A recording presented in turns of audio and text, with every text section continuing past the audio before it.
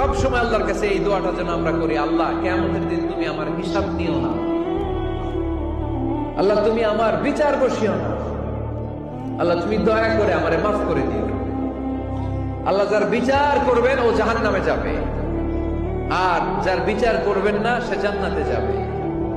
আল্লাহ যদি বিচার করে আর পাই টু পাই হিসাব নেয়, নামাজ পড়লি না কেন, রোজা রাখলি না কেন, মিথ্যা বললি কেন, খাদ্যে ভেজাল দিলি কেন, মাছে ফরমালিন দিলি কেন, যৌতুক খাইলি কেন, ঘুষ খাইলি কেন, উল্টাপাল্টা করলি কেন, জিনা করলি কেন, একটার পর একটা প্রশ্ন বানে যদি সেই ভয়ঙ্কর দিনে আল্লাহ আমাদেরকে জর্জরিত করে, আমাদের কোন উত্তর আছে?